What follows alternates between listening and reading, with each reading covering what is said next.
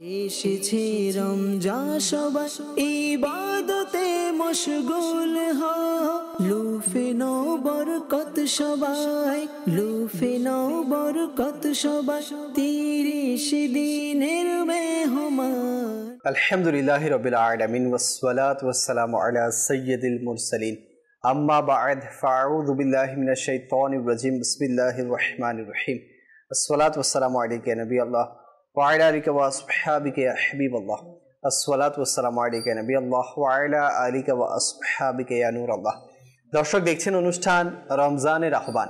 যে যেখান থেকে আমাদের সাথে শামিল হয়েছেন সকলকে জানাচ্ছি অনুষ্ঠানের পক্ষ থেকে অসংখ্য শুভেচ্ছা এবং অভিনন্দন।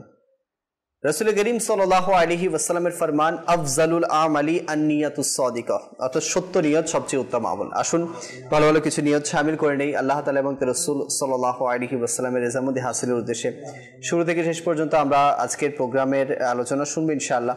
যা কিছু আলোচনা হবে এর উপর ভরপুর আমল করার চেষ্টা করব। দরুদে পাকের অসংখ্য বরকত এবং ফজিলত কিতাবের মধ্যে এসেছে। একটি ফজিলত হচ্ছে, যে ব্যক্তি দৈনিক 50 বার দরুদ শরীফ পাঠ করবে, কাল কিয়ামতের দিন তার সাথে আমার নবী পাক আলাইহিস সালাতু ওয়াসসালাম মুসাফাহা করবেন। সাল্লু আলাল হাবিব সাল্লাল্লাহু আলা মুহাম্মদ সাল্লাল্লাহু আলাইহি ওয়াসাল্লাম। দর্শক, আজকে গেস্ট হিসেবে আছে আমাদের সাথে আমাদের মুবিন ভাই। হুজুর কেমন আছেন? আলহামদুলিল্লাহ আলা কুল্লি হাল। আপনি কেমন আছেন? আলহামদুলিল্লাহ আলা কুল্লি হাল, মাশাআল্লাহ। আজকে মুবিন ভাই থেকে ইনশাআল্লাহ আমরা মাদানী ফুল শুনবো। তো আসুন এর পূর্বে জেনে নিই যে আজকের বিষয় কি, এ সম্পর্কে একটি প্যাকেজ আমরা দেখে নেই। সাল্লু আলাল হাবিব সাল্লাল্লাহু আলাইহি ওয়াসাল্লাম। আল্লাহর উপর ভরসা, উপায় ও কর্মকৌশল অবলম্বন করে শুধুমাত্র আল্লাহর উপর আস্থা ও ভরসা করা এবং সকল কাজকে তার উপর অর্পণ করাকে কিভাবে তাওয়াক্কুল নিজের মধ্যে স্থাপন করবেন, যতক্ষণ অবধি কোনো বিষয় সম্পর্কে বিস্তারিত তথ্য জানা না থাকে সে বিষয়কে নিজের মধ্যে স্থাপন করা খুবই কঠিন। সুতরাং তাওয়াক্কুলের মন মানসিকতা তৈরি করতে আর তা নিজের মধ্যে বাস্তবায়ন করতে সর্বপ্রথম তাওয়াক্কুল সম্পর্কে বিস্তারিত তথ্য জানুন। মাশাআল্লাহ, আমরা দেখেছি যে আজকের প্যাকেজ হচ্ছে তাওয়াক্কুল নিয়ে, আল্লাহ পাকের প্রতি ভরসা। বান্দা সবার উপর তো ভরসা রাখে, কিন্তু আল্লাহ পাকের উপর কতটুকু ভরসা আমাদের আছে, আমাদের কতটুকু ভরসা রাখা উচিত, আর প্রত্যেকটি কাজে কিভাবে আমরা আল্লাহ পাকের উপর ভরসা রাখবো, পূর্বের বুজুর্গানে দিনরা কিভাবে ভরসা রেখেছেন, ইনশাআল্লাহ আজ্জা ওয়া জাল আজকে সে সম্পর্কে আমরা আলোচনা শুনবো। তো কোথাও যাবে না, আমাদের সাথেই থাকুন। আসুন শুরুতে একটি কালাম শামিল করি অনুষ্ঠানে, এরপর ইনশাআল্লাহ অনুষ্ঠান থেকে অগ্রসর হব। সাল্লু আলাল হাবিব সাল্লাল্লাহু আলাইহি ওয়াসাল্লাম। শুকরিয়া তোমার সুলতান মদিনা ওয়ালা, শুকরিয়া তোমার সুলতান মদিনা ওয়ালা, করেছো এ পাপিকে মেহমান মদিনা হালা, করেছো এ পাপিকে মেহমান মদিনা ওয়ালা।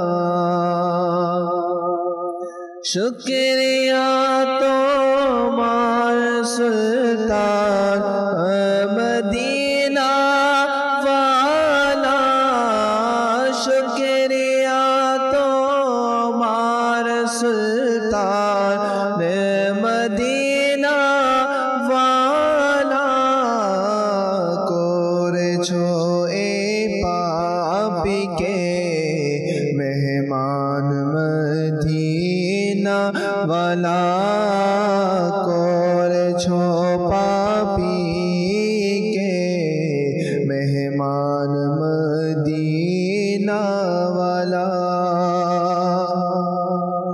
দেখেছো এ গুনাহগারকে মদিনাতে তুমি, দেখেছো এ গুনাহগারকে মদিনাতে তুমি, করলে এহসানের পর এহসান মদিনা মদিনা ওয়ালা করলে এহসানের উপর এহসান মদিনা ওয়ালা মোরা নগণ্য গোলাম তোমারি মদিনা ওয়ালা মোরা নগণ্য গোলাম তোমারি মদিনা ওয়ালা রওজা জিয়ারত কারি পাবে শাফাআত তোমার রওজা জিয়ারত কারি পাবে শাফাআত তোমার রওজা জিয়ারত কারি পাবে শাফাআত তোমার সে যে তোমারি ফরমান মদিনা ওয়ালা মোরা নগণ্য গোলাম তোমার মদিনা ওয়ালা মোরা নগণ্য গোলাম তোমারি মদিনা ওয়ালা আমিও করেছি রোজার জিয়ারত আকা তোমার আমিও করেছি রোজার জিয়ারত আকা তোমার ভুলো না আমাকে সুলতান মদিনা ওয়ালা ভুলো না আমাকে সুলতান মদিনা ওয়ালা ভুলো না আমাকে সুলতান মদিনা ওয়ালা শুকরিয়া তোমার সুলতান মদিনা ওয়ালা তোমার প্রেমে করো ধন্যবাদ ওহে আকা মনে তোমার প্রেমে করো ধন্যবাদ ওহে আকা মনে হয় যেন তামর সামান মদিনা ওয়ালা হয় যেন তামর সামান মদিনা ওয়ালা মোরা নগণ্য গোলাম সুলতান মদিনা ওয়ালা করেছো এ পাপীকে মেহমান মদিনা ওয়ালা আহ যদি তোমার প্রেমে কেঁদে কেঁদে আমার আহ যদি তোমার প্রেমে কেঁদে কেঁদে আমার বের হয়ে যায় যেন এ প্রাণ মদিনা ওয়ালা বের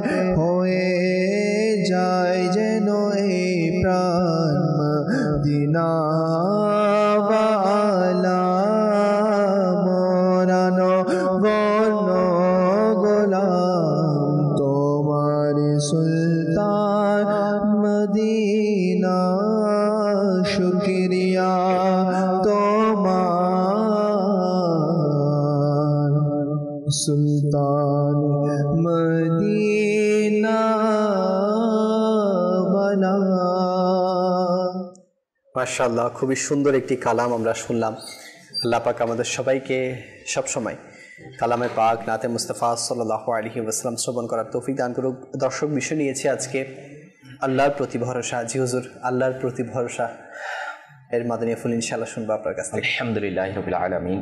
আল্লাহ তাবারাকা ওয়া তাআলার অনেক বড় দয়া যে আজকে রমজানুল মুবারকের একটি দিন আমরা অতিবাহিত করছি। তো আসলে আল্লাহ তাবারাকা ওয়া তাআলার প্রতি ভরসা রাখা এটাও রমজানুল মুবারকের আহ্বানগুলোর মধ্যে একটি আহ্বান, যে বান্দা আল্লাহ তাআলার উপর ভরসা করবে। যে আমরা যদি আজকে চিন্তা করি যে বর্তমানে ইফতারের আলহামদুলিল্লাহ যে একটা রৌনক, আলহামদুলিল্লাহ এর মাধ্যমে বান্দা যেভাবে প্রশান্তি অর্জন করে, এবং সেহরির যে একটা আলহামদুলিল্লাহ পরিবেশ, দিন ইসলাম আমাকে আপনাকে আল্লাহ তাআলার প্রিয় মাহবুব সাল্লাল্লাহু তাআলা আলাইহি ওয়া আলিহি ওয়াসাল্লাম এর সুন্নতের মাধ্যমে মিলেছে।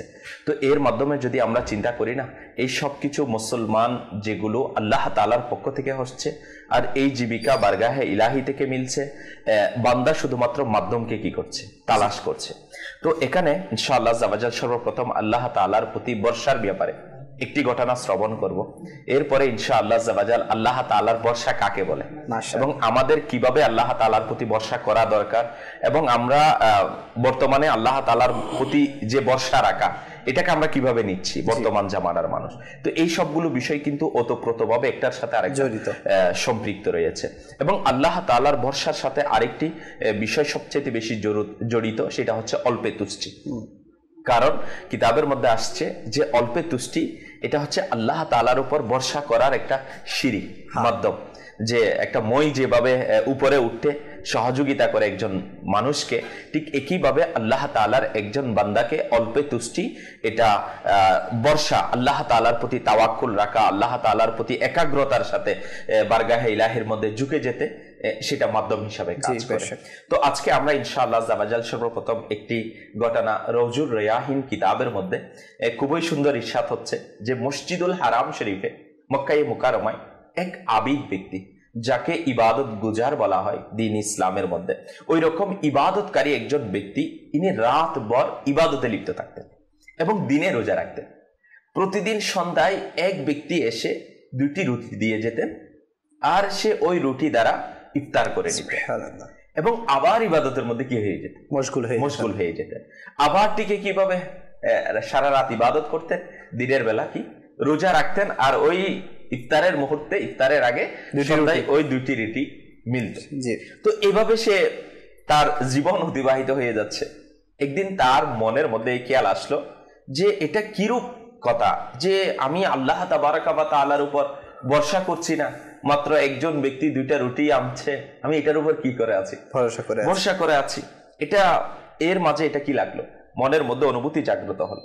তখন সে চিন্তা করলো যে এবং সৃষ্টির রিজিক দাতা তো আমার আল্লাহ তাআলা, কখনো তো কোনো মানুষ হতে পারে না, অথচ আমি ওই 2টা রুটির উপর কি করে আছি, ভরসা করে আছি, এগুলো খাচ্ছি, আর এর মধ্যে আমি আমার জীবনকে অতিবাহিত করে নিচ্ছি। তখন সে চিন্তা করলো যে আমি আল্লাহ তাবারাকা ওয়া তাআলার কাছ থেকেই কি করব, রিজিক, জীবিকা ইনশাআল্লাহ জাওয়াজাল ওই মানুষের রুটি আমি আর কি করব না, গ্রহণ করব না। এর পরের দিন ওই ব্যক্তি রুটি নিয়ে আসলো এবং ওই আল্লাহ তাআলার নেক বান্দা, আবিদ বান্দা ওই রুটিকে কি করে দিল, ফেরত দিয়ে দিল, যে আমি এই রুটি কি করব না, আহার করব না। তখন ওই আবিদ ব্যক্তি ওই রুটি ফিরিয়ে নিল। এমনি ভাবে কিতাবের মধ্যে আসছে 3 দিন অতিবাহিত হয়ে গেল। যেহেতু রুটি ফেরত দেওয়া হয়েছে, আর তো রুটি আসছে না। যখন ক্ষুধা প্রাধান্য বিস্তার করলো, তখন আপন প্রতিপালক আল্লাহ তাআলার প্রতি ওই আবিদ বান্দা ফরিয়াদ করলো যে রিজিকের ব্যাপারে।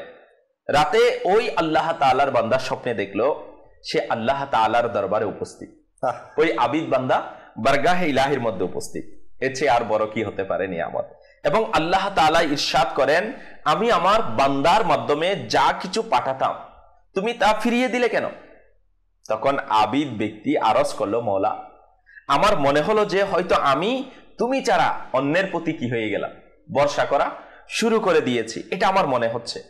তখন আল্লাহ তাবারাকা ওয়া তাআলা আযজা ওয়া জাল ওই বান্দাকে এভাবে আরজ করলেন, এবং সাথে সাথে ওই ব্যক্তি যে প্রতিদিন কি আনতো, রুটি আনতো, ওই আল্লাহ তাবারাকা ওয়া তাআলার বান্দাও আল্লাহ তাআলার দরবারে ওই সময় কি উপস্থিত, যেটা ওই আল্লাহ তাবারাকা ওয়া তাআলা আযজা ওয়া জাল্লার নেক বান্দা স্বপ্নে দেখছে। এখন যে ব্যক্তি রুটি আনতো সে উপস্থিত, একে জিজ্ঞেস করা হলো, তুমি আমার পক্ষ থেকে আমার এই আবিদ বান্দার নিকট তুমি কি পাঠাতে? রুটি নিয়ে যেতে, তুমি তা বন্ধ করে দিলে কেন? তখন ওই মানুষ সে আল্লাহ তাআলার দরবার আরজ করলো, হে বার ইলাহি, এই সব কিছু তো তোমার জানাই আছে, কেন আমি বন্ধ করে দিয়েছি? তখন আমার আল্লাহ তাআলা ইরশাদ ফরমালেন এবং তাকে এভাবে সুসংবাদ দিলেন, তুমি আমার পক্ষ থেকে যা কিছু নিয়ামত তোমাকে দেওয়া হতো আর তুমি এর আমল কি করো এখন থেকে অব্যাহত রাখো, আর আমার নিকট তোমার জন্য এর বিনিময়ে জান্নাত রয়েছে। সুবহানাল্লাহ। কাকে বললে? ওই লোক যে রুটি আনতো। এখন একে বলা হলো যে তুমি আমার পক্ষ থেকে এই আমল কি রাখো, জারি রাখো, অব্যাহত রাখো, আর এর বিনিময়ে তোমার জন্য কি আছে? জান্নাত আছে। এবং ওই ব্যক্তিকে বলল আল্লাহু আকবার। সেই বান্দা এভাবে যখন বলে দিল, এই ঘটনা থেকে আমার জন্য, বিশেষ করে মাদানী চ্যানেলের দর্শক শ্রোতা, আমাদের প্রত্যেকের জন্য বড়ই নসিহত বারগাহে ইলাহির পক্ষ থেকে। এখন বাস্তবিক পক্ষে ওই আল্লাহ তাআলার আবিদ বান্দার কাছে মনে হচ্ছে যে এই রুটি কার পক্ষ থেকে? একজন মানুষের পক্ষ থেকে আসছে, আমি তার উপর ভরসা করে নিয়েছি। অথচ বাস্তবিক পক্ষে এটাই সত্য যে আল্লাহ তাবারাকা ওয়া তাআলা ওই বান্দার মাধ্যমে ওই আবিদ ব্যক্তির রিজিকের ব্যবস্থা, তার জন্য রিজিকের ব্যবস্থা আল্লাহ তাআলা ওই ব্যক্তির মাধ্যমে করেছে। এই ঘটনা কিন্তু আমাদেরকে অনেকগুলো বিষয়ের নসিহত অর্জন করতে আলহামদুলিল্লাহ শিখায়। এর মধ্যে একটি হচ্ছে আল্লাহ তাআলা সন্তুষ্টির জন্য কৃত সদকা, যেটা ওই বান্দা করেছে, যে রুটি দিয়েছে, যে আল্লাহ তাআলার সন্তুষ্টির খাতিরে সদকা করা, তো এটা আল্লাহ তাআলার পক্ষ থেকে জান্নাত লাভের মাধ্যম। যে বান্দা জান্নাত লাভের জন্য বারগাহে ইলাহিতে কি করবে? অন্য বান্দার কাছে সদকা করবে, তাকে খৈরাত করবে, তার জন্য আলহামদুলিল্লাহ হাদিয়া পাঠাবে, উপহার পেশ করবে। তো আলহামদুলিল্লাহ দ্বীন ইসলামের মধ্যে না এটা অনেক বড় একটা সৌন্দর্য, যে এক মুসলমান ভাই আরেক মুসলমান ভাইয়ের জন্য কি হাদিয়া পাঠানো, তাকে সহযোগিতা করা, তার প্রতি আলহামদুলিল্লাহ সমবেদনা জ্ঞাপন করা। আলহামদুলিল্লাহ এটা প্রিয় নবী রাসূলে আরবি সাল্লাল্লাহু তাআলা আলাইহি ওয়া আলিহি ওয়াসাল্লাম এর সাদেকায় আমরা উম্মতের উপর এই দয়া হয়েছে, এবং এটা আমার নবীর উম্মত হওয়ার কারণে এই সুযোগ আমরা মিলেছে। তো আল্লাহ তাআলার দয়ায় আমরা আজকে বুঝে নিলাম যে আল্লাহ তাআলার বান্দাদেরকে সাদকা করা, এর মাধ্যমে বারগাহে ইলাহি থেকে কি মিলবে? জান্নাত মিলবে অবশ্যই। আর এখন বর্তমানে রমজানুল মুবারক রয়েছে, এখন আমাদের মাঝে উত্তম সুযোগও রয়েছে, এবং মুসলমান ভাইদের জন্য কি করা? সেহরির ব্যবস্থা করা, ইফতারের ব্যবস্থা করা। তো আলহামদুলিল্লাহ দাওয়াত ইসলামের দিনী পরিবেশে আলহামদুলিল্লাহ ভরপুর ভাবে এর জন্য প্রচেষ্টা চালানো হয়, বিশেষ করে ইতিকাফকারীদের জন্য। আলহামদুলিল্লাহ বিশেষ করে ইফতার ইস্তেমার মাধ্যমে আলহামদুলিল্লাহ রমজানুল মুবারক, এখন তো সেহরি ইস্তেমারও কি ধারাবাহিকতা কি আলহামদুলিল্লাহ জাবাজাল অনেক আগে থেকে চলছে, এখনো শুরু হবে আরো। তো আল্লাহ তাআলা আমাদের সবাইকে করার তৌফিক নসিব করুন, একটা বিষয় এটা। এবং দ্বিতীয় বিষয়, এই ইবাদতকারী ব্যক্তি যিনি রাত ভর ইবাদতে ব্যস্ত থাকতেন এবং সারাদিন রোজা রাখতেন, এবং ইনার আল্লাহ তাআলার প্রতি বর্ষার পরিমাণ, ইনি কত উচ্চ পর্যায়ের বর্ষা বারগাহে ইলাহিতে করেছে। ইনি এটা চিন্তা করে নাই যে রাত আমি ইফতার কি দিয়ে করব। মানে আল্লাহ তাআলার নেক বান্দাদের বর্ষার স্তর এমনই উচ্চ হয়ে থাকে, কিন্তু আমরা কখনো স্বাভাবিকভাবে যদি এরকম বর্ষা আমরা কখনো করি, যে আমরা অন্তত পক্ষে আমাদের মাঝে এটা টেনশন থাকে যে রাত হয়েছে তো কাল ইফতার কি দিয়ে হবে, ইফতার কিভাবে করব, এটা আমাদের কিন্তু টেনশনের মধ্যে থাকে, চিন্তার মধ্যে থাকে। তো আসলে চিন্তা করব, টেনশনও করব, কিন্তু ভরসা আল্লাহ তাআলার উপর রাখবো। কিন্তু আল্লাহ ওয়ালাদেরটা তো আলহামদুলিল্লাহ এটা অসাধারণ, এবং ইনাদের চিন্তাধারাও অসাধারণ, এবং ইনারা আল্লাহ তাআলার পক্ষ থেকে এমন নিয়ামত প্রাপ্ত। আর যদি আমরা এটাও চিন্তা করি যে এই আল্লাহ তাবারাকা ওয়া তাআলা, এই বান্দা যিনি বারগাহে ইলাহির মধ্যে ইবাদত করছে এবং আল্লাহ তাআলার ইবাদতের মধ্যে ব্যস্ত, কিন্তু কোনো পারিশ্রমিক দেয়া এবং নিজের বান্দাকে খাবার খাওয়ানো, এগুলো তো সব কারই কাজ? আল্লাহ তাআলারই কাজ, আর আমি তার কাজে ব্যস্ত। তো এইভাবে আল্লাহ তাআলার উপর তাওয়াক্কুল রাখা, ভরসা করা, এটা মুমিন বান্দাদের বৈশিষ্ট্য হয়ে থাকে, আল্লাহ ওয়ালাদের বৈশিষ্ট্য হয়ে থাকে। আর এই ঘটনা কিন্তু আমাদের জন্য বড়ই নসিহতের। এই জন্য নিঃসন্দেহে আল্লাহ তাআলার পবিত্র সত্তার প্রতি এইভাবে ভরসা করা তার প্রিয় বান্দাদের অভ্যাস ছিল। এই কাহিনী থেকে বর্ষা সম্পর্কিত অনেক মাদারিফুল আমরা আলহামদুলিল্লাহ অর্জন করে নিতে পারি। পাশাপাশি অল্পে তুষ্টিতা, মানে অল্পের মধ্যে কি হয়ে যাওয়া, সন্তুষ্ট হয়ে যাওয়া, এটা খুবই কঠিন জিনিস। জি, এটা প্রতি উৎসাহ আমরা এটা থেকে পাই। যদি আমরা একটু চিন্তা করি, আমরা যখন রমজানের ফরজ রোজা রাখি, যখন আমরা ইফতার খাওয়ার জন্য বিভিন্ন ধরনের উন্নত নিয়ামত কি করি, জমা করি, একটি কাঙ্ক্ষিত বস্তু যদিও কম হয়ে যায় আমাদের, তবে আল্লাহ তাআলার পানা আমাদের অবস্থা কেমন হয়, রাগ চলে আসে। যে অনেক সময় পরিবারের সাথে রাগ করা, যে আমার শরবত না, এটা আমার পছন্দনীয়, এটা মিলে নাই, তো এটা কেন হয় নাই। অথচ তো এখন আমরা এত কিছু থাকার পরেও যেটা আমার কাছে স্বাদের, যেটা আমার কাছে পছন্দের, এটা আমি কি করি, তালাশ করি, এবং এটা না পেলে হয়তো অনেক সময় রাগ করি, অনেক সময় আল্লাহ তাআলার পানা এর দ্বারা সিন ক্রিয়েট আমরা করে ফেলি। তো এখান থেকে আমাদের বেঁচে থাকা দরকার। আরো যদি আমরা চিন্তা করি, উত্তম ইফতারের ব্যবস্থা করার পরিবর্তে অল্পে তুষ্টিতা অবলম্বন করতো, এটা আল্লাহ ওয়ালাদের একটি কি মাধ্যম, যেহেতু রমজান মাস চলতেছে। আর এভাবে যদি আমরা চিন্তা করি, আমাদেরও অল্পে তুষ্টির অভ্যাস করা উচিত। আজকাল আমাদের মধ্যে অনেক রিজিক স্বল্পতা এবং সম্পদের বরকতহীনতা, এটা লক্ষ্য করা যায়। এর কারণও আমরা আল্লাহ তাআলার প্রতি অল্পে তুষ্ট নই, যার কারণে আমাদের মধ্যে অধিক সম্পদ থাকার পরেও, অধিক নিয়ামত আমরা অর্জন করার পরেও সেটাকে উত্তম ব্যবহার না করার কারণে এবং এটার প্রতি সন্তুষ্ট না থাকার কারণে বরকত নিতেছে। আসলে দর্শক, আমরা এখন বর্তমানে এমন অনেক আছি যে একে তো হচ্ছে আমার আশানুরূপ হওয়া চাই, যে আমার এটা চাই, ওটা চাই, এটা চাই, ওটা চাই, যার কারণে আমাদের অল্পে তুষ্টি এটা সম্ভব হচ্ছে না। বিশেষ করে আপনি দেখবেন, যখন বিশেষ করে এখন ইফতারের সময় আমরা কিন্তু মানে নিজের পছন্দ নিয়ে সবকিছু জমা করে ফেলি, কিন্তু আমরা সবকিছু খেতে পারি না। এর ফলে কি দাঁড়ায়, যে অপচয় নামক যে একটি বিষয় আছে সেটা উঠে আসে। আপনি দেখবেন ইফতারিতে অনেক কিছু অপচয় হয়ে যাচ্ছে, সেহরিতে অনেক কিছু অপচয় হয়ে যাচ্ছে, কিন্তু আমরা চাইলে আমাদের নিজস্ব একটু আকাঙ্ক্ষাকে ত্যাগ করে আমরা একজন জরুরতমন্দ, একজন অভাবীকে, একজন যারা খেতে পারছে না তাদেরকে দিয়ে অল্পে তুষ্টি আমি এটা অর্জন করে নিতে পারি। যেভাবে মমিন ভাই সুন্দরভাবে শুরুতে একজন আল্লাহওয়ালার কথা বলেছেন, যাকে একজন ব্যক্তি রুটি এনে খাওয়াতো, সেটা খাওয়ানোর কারণে ফজিলতওয়ালা হয়ে গিয়েছে। তো আমরাও যদি চাই, এমন সুযোগ রমজানের মধ্যে অসংখ্য আছে, তো আমরা যদি চাই ইনশাআল্লাহ এই নিয়ামত অর্জন করতে পারবো। সময় হয়েছে একটি সেগমেন্ট শামিল করার। এই সেগমেন্টে আমরা মাকতাবাতুল মদিনার কোনো একটি কিতাব বা রিসালা সম্পর্কে জেনে থাকি। আসুন দেখি আজকে কি অপেক্ষা করছে আমাদের জন্য।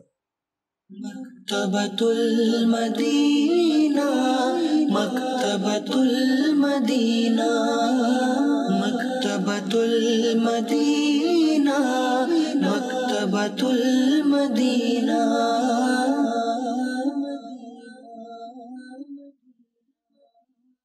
সাল্লু আলাল হাবিব সাল্লাল্লাহু তাআলা আলা মুহাম্মদ সাল্লাল্লাহু তাআলা আলাইহি ওয়া আলিহি ওয়াসাল্লাম। প্রিয় ইসলাম ভাইরা ও মাদানী চ্যানেলের দর্শক শ্রোতা, মাদানী চ্যানেলের নিয়মিত রমজানের এই অনুষ্ঠানের মধ্যে মাকতাবাতুল মদিনা কর্তৃক প্রকাশিত বিভিন্ন রিসালা ও কিতাবের পরিচিতি, এই প্যাকেজের মধ্যে আমরা প্রতি পর্বেও এক একটি কিতাব এবং পুস্তিকা অথবা রিসালা সম্পর্কে জেনে থাকি। গত পর্বেও আমরা এমন এক যুগ আসবে, এই ছোট পুস্তিকা সম্পর্কে জেনেছি। ইতিমধ্যে অনেক উৎসাহিত হয়ে হয়তোবা এই কিতাবটি সংগ্রহ করেছেন, আর যারা এখনও সংগ্রহ করেননি, আমি বলবো সওয়াব অর্জনের নিয়তে, ইলমে দ্বীনের হাসিলের জন্য আমরা দ্রুত মাকতাবাতুল মদিনা থেকে বিভিন্ন শাখা থেকে যে যেখানেই রয়েছি সংগ্রহ করে নিই। তো আজও আমরা একটি নতুন রিসালা সম্পর্কে জানবো। প্রিয় নবী সাল্লাল্লাহু তাআলা আলাইহি ওয়া সাল্লাম ইরশাদ করেন, নিজের নবী সাল্লাল্লাহু তাআলা আলাইহি ওয়া সাল্লামের ভালোবাসা, আহলে বাইতের ভালোবাসা এবং কোরআনের তিলাওয়াত, এই তিনটি শিক্ষা অবশ্যই আপনি আপনার সন্তানকে দিন। আরেকটি হাদিসে মোবারকার মধ্যে এভাবেও এসেছে, আমরা আহলে বাইতের উদাহরণ নূহের নৌকার ন্যায়। আমার নবী সাল্লাল্লাহু আলাইহি সাল্লাম নিজেই ইরশাদ করেছেন যে আমরা আহলে বাইতের উদাহরণ হলো নূহের নৌকার ন্যায়, যেই এতে আরোহণ করলো সে মুক্তি পেল এবং যে এতে আরোহণ করবে না সে ধ্বংস হয়ে গেল। হযরত মুফতি আহমদ ইয়ার খান নঈমী রহমতুল্লাহ তাআলা আলাইহি বলেন, সমুদ্রের মুসাফিরের নৌকারও প্রয়োজন হয়ে থাকে আর নক্ষত্রের দিক নির্দেশনারও, কেননা জাহাজ নক্ষত্রের নির্দেশনায় সমুদ্রে চলাচল করে থাকে। অনুরূপভাবে উম্মতে মুসলিমা নিজেদের ইমানি জীবনে পবিত্র পবিত্র আহলে বাইতেরও মুখাপেক্ষী, সাহাবায়ে কেরামেরও মুখাপেক্ষী। উম্মতের জন্য সাহাবাদের অনুসরণই হলো হেদায়েত। মুফতি সাহেব অপর জায়গায় বলেন, দুনিয়া হলো সমুদ্র, এতে সফরের জন্য জাহাজে আরোহণ ও নক্ষত্রের দিক নির্দেশনা প্রয়োজন। তো আলহামদুলিল্লাহ আহলে বাইত নৌকায় পার হয়ে গেছে, কেননা তারা আহলে বাইত ও সাহাবা উভয়ের কদমের সাথে সম্পৃক্ত। প্রিয় ইসলামী ভাইরা, আহলে বাইত যারা আমার নবী সাল্লাল্লাহু আলাইহি ওয়াসাল্লামের বংশধর রয়েছে, তো ইনাদের কেমন মর্যাদা, ইনাদেরকে নক্ষত্রের সাথে তুলনা করা হয়েছে। তা আমাদের উচিত যে আমার নবী সাল্লাল্লাহু আলাইহি ওয়াসাল্লামের যারা সৈয়দ বংশ রয়েছেন, সেটা যত দূর গিয়ে পর্যন্ত পৌঁছক না কেন আমার নবীজির বংশের সাথে, আমাদের প্রত্যেককে সম্মান করার উচিত এবং ইনাদের সম্মান করে আহলে বাইতের সেই ফজিলত ও বরকত হাসিল করা উচিত। তো এই সম্পর্কিত আরও বিভিন্ন আহলে বাইতের মর্যাদা, ওয়াকিয়া সম্পর্কিত, ছোট ওয়াকিয়া সম্পর্কিত ঘটনা আমি আপনি চাইলেও পড়তে পারি। মাক্তাবাতুল মদিনা কর্তৃক প্রকাশিত এই ছোট রিসালা, আমির আহলে সুন্নাত দামাত বারকাতুহুল আলিয়ার লিখিত রিসালা ফাইজান আহলে বাইত। তো আমি বলবো, যারা দর্শক শ্রোতা আজ এই ঘটনা শ্রবণ করেছেন এবং এই ছোট রিসালাটি দেখেছেন, আমি আপনি আজই মাক্তাবাতুল মদিনার বিভিন্ন শাখা হতে এই রিসালা এবং এই রিসালাটি সংগ্রহ করি, নিজে পড়ি এবং অন্যজনকে পড়ার জন্য উৎসাহ প্রদান করি। ইনশাআল্লাহ এর বরকতে আহলে বাইতের ভালোবাসা আমাদের নসিব হবে। আল্লাহ তাআলা আমাদের সবাইকে সে তৌফিক দান করুক। সাল্লু আলাল হাবিব সাল্লাল্লাহু তাআলা আলা মুহাম্মদ সাল্লাল্লাহু তাআলা আলাইহি ওয়া আলিহি ওয়াসাল্লাম। মাকতাবাতুল মদিনা, মাকতাবাতুল মদিনা, মাকতাবাতুল মদিনা, মাকতাবাতুল মদিনা। মাশাআল্লাহ, মারহাবা মারহাবা। দর্শক, আল্লাহ পাকের প্রতি ভরসা করা এটা খুবই একটি, আমি বলবো, উঁচু মাপের আমল। এটা সবাই করতে পারে না মবিন ভাই। কোন একটা মুসিবত আসলো আল্লাহ পাকের প্রতি ভরসা করব, এটা খুবই টাফ ব্যাপার। যে ওই তাদেরই অর্জিত হয় যাদেরকে আল্লাহ তাআলা এই নিয়ামত দ্বারা দান করেছেন, এবং যারা সত্যিকার অন্তরে আল্লাহ তাবারাকা ওয়া তাআলা আযজা ওয়া জাল্লার প্রতি ভালোবাসা এবং আল্লাহ তাআলার প্রিয় মাহবুব সাল্লাল্লাহু তাআলা আলাইহি ওয়া আলিহি ওয়াসাল্লামের পরিপূর্ণ সুন্নতের অনুসরণ যাদের মাঝে আছে, তাদের উপরে এই তাওয়াক্কুলটা দেখা যায়। তো এরকম তাওয়াক্কুলের আরো অসংখ্য ঘটনা আছে। তো এর পূর্বেই আমি একটি বিষয়ে আরজ করব, বিশেষ করে আলহামদুলিল্লাহ জাবাজাল তাওয়াক্কুল বর্তমানে আমরা কিভাবে করি। যে আমাদের তাওয়াক্কুল, যদি আমরা এটা চিন্তা করি না যে আমি যদি চাকরি না করি না তাহলে আমার রিজিক মিলবে না, মানে আমি খাবো কিভাবে, যদি চাকরি না করি আমি খাবো কিভাবে, এটা আমাদের বর্তমানের আল্লাহ তাআলার ভরসা আমরা এইভাবে করতেছি। যদি আবার চিন্তা করি যে আমি ব্যবসা না যদি বন্ধ হয়ে যায় তাহলে আমার পরিবার চলবে কিভাবে। কিন্তু তাওয়াক্কুল, যদি আমরা তাওয়াক্কুলের ব্যাপারে সংজ্ঞা এটা বুঝতে চাই, তাহলে আজকে আমি ইমাম ফখরুদ্দিন রাজি রাহমাতুল্লাহি তাআলা আলাইহি খুবই সুন্দরভাবে এর আলহামদুলিল্লাহ জাবাজাল বর্ণনা দিয়েছেন, এবং সাথে সাথে হাদিসে মুবারাকাও এসেছে যে তাওয়াক্কুল কোনটা। আমরা এখন বর্তমানে তো আল্লাহ তাআলার পানা আমাদের এমন হালত হয়ে গেছে যে আমরা মাধ্যম এবং উপকরণের উপর ভরসা করে বসে আছি, এবং কোন মাধ্যম, যেমন আমরা চিন্তা করি আলহামদুলিল্লাহ দাওয়াত ইসলামের মাদানী পরিবেশ, আলহামদুলিল্লাহ জাবাজাল আমির আহলে সুন্নাত আমাদেরকে তারগিব দিচ্ছেন, এবং জিম্মাদারদের জন্য মাদানী ফুলের মধ্যে এটা আছে যে আমরা যেন সৃষ্টির উপর কি না করি, ভরসা না করি, সৃষ্টির স্রষ্টার উপর কি করি, ভরসা করি। তাহলে আমাদের কাজের মধ্যে কি আসবে, অগ্রগতি আসবে, আর আমাকে রিজিক দিবেন আল্লাহ তাআলা, কামিয়াবি দিবেন আল্লাহ তাআলা, এবং সবকিছুর যদি আমি আপনি চিন্তা করি আল্লাহ তাআলার পক্ষ থেকে মিলবে। তো এখন আমি বলবো তাহলে আমি পরীক্ষার পাশের কামিয়াবি আল্লাহ তাআলা দিবে, আমি পড়ালেখা করবো না, কে দিবে? আল্লাহ তাআলা দিবে। তো এখন যদি কোনো বোকারা এটা চিন্তা করে যে যাদের কাছে ইলমে দিন নাই, যে আমি ব্যবসা করব না, রিজিক অটোমেটিক আমার কাছে চলে আসবে। এখন যেহেতু মাদানী চ্যানেলওয়ালা বলছে যে উপকরণের উপর কি করা যাবে না, ভরসা করা যাবে না, আল্লাহ তাআলাই সবকিছু দিবে, তাহলে আমি কি করব? চাকরি করব না, রিজিক আমার ঘরে চলে আসবে। আমি ভাত সামনে আসবে কিন্তু আমি খাবো না, হাত দিয়ে উঠাবো না, কি হয়ে যাবে? আমার ভিতরে চলে যাবে। কিন্তু এমনটা না। তো এখন এটার ব্যাপারে যদি আমরা বুঝতে চাই, আলহামদুলিল্লাহ জাবাজাল তাফসিরে সিরাতুল জিনানের ৩য় খণ্ডে ৫২০ পৃষ্ঠায় বর্ণিত রয়েছে। হযরত সাইয়্যিদুনা ইমাম ফখরুদ্দিন রাজি রাহমাতুল্লাহ আলাইহি বলেন, আল্লাহ তাআলার প্রতি ভরসার অর্থ এটা নয় যে মানুষ নিজেকে এবং নিজের চেষ্টাকে বেকার এবং অহেতুক মনে করে ছেড়ে দেয়, যেমনটি কিছু অজ্ঞরা বলে থাকে। বরং আল্লাহ তাআলার প্রতি ভরসা এটাই যে মানুষ প্রকাশ্য মাধ্যমকে অবলম্বন করবে, কিন্তু অন্তর থেকে এই মাধ্যমের প্রতি ভরসা করবে না, বরং আল্লাহ তাআলার সাহায্য ও তার সমর্থন এবং সহায়তার প্রতি ভরসা করবে। এই বিষয়ে সমর্থনে হাদিসে মুবারকার মধ্যে আসছে, এটা আমরা অতি সহজে বুঝে যাব। হযরত সাইয়্যিদুনা আনাস রাদিয়াল্লাহু তাআলা আনহু বলেন, এক ব্যক্তি আরজ করলো, ইয়া রাসূলুল্লাহ সাল্লাল্লাহু তাআলা আলাইহি ওয়া আলিহি ওয়াসাল্লাম, আমি কি আমার উটকে বেঁধে আল্লাহ তাআলার প্রতি ভরসা করব? মানে আমার উট বাঁধা অবস্থায় কি ভরসা করব? তো তখন আল্লাহ তাআলার প্রিয় মাহবুব সাল্লাল্লাহু তাআলা আলাইহি ওয়া আলিহি ওয়াসাল্লাম বলেন, তুমি তা বাঁধো, অতঃপর আল্লাহ তাআলার প্রতি ভরসা। সুবহানাল্লাহ, সুবহানাল্লাহ। ইসলামী ভাইয়েরা, এখন আপনি বলবেন যে আমি উট বেঁধে আল্লাহ তাআলার প্রতি ভরসা করব, আল্লাহ রাসূলের ফরমান। এখন আমরা যদি চিন্তা করি না, আল্লাহ তাআলার উপর তাওয়াক্কুল তো আছে, আমি আল্লাহ তাআলা এগুলোকে হিফাজত করবে, আমি উট ছেড়ে দিই। হ্যাঁ, এই বোকামি তো কেউ করবে না, এটা কেউ করবে না, কিন্তু এটা বাধা সবাই বাঁধবে। তো এখন এটার ক্ষেত্রে আরো যদি আমরা বুঝি, অর্থাৎ আল্লাহ তাআলার প্রতি ভরসা ওই বিষয়ের না যা যে কোনো কাজ করতে মাধ্যমকে সুন্নতে মুস্তাফা মনে করবে। যেমন আমি রিজিক জীবিকা তালাশ করব, মাধ্যম ব্যবসা, আমি ব্যবসাকে সুন্নতে মুবারাকা মনে করে করছি, কিন্তু রিজিকের জিম্মাদারি কি আল্লাহ তাআলা রাখতে এবং অবলম্বন করবে, এবং পরিণতি এর কামিয়াবি এর ফল আল্লাহ তাআলা রব্বুল ইজ্জতের উপর ছেড়ে দেয়া উচিত। এটার নাম তাওয়াক্কুল, এটার নাম ভরসা।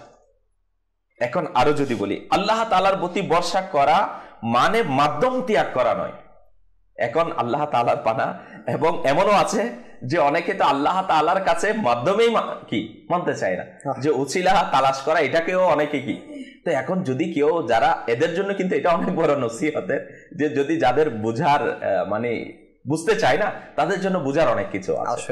যে যারা চিন্তা করে যে না, আল্লাহ তাআলার পথে মাধ্যম কেন তালাশ করবো, এ ভাই আল্লাহ তাআলার বান্দা, তাহলে তুমি তোমার খানা কি না করো, মুখে না দাও, আসমান থেকে নাজিল হবে, খানা চলে আসবে, তোমার পেটে অটোমেটিক ঢুকে যাবে।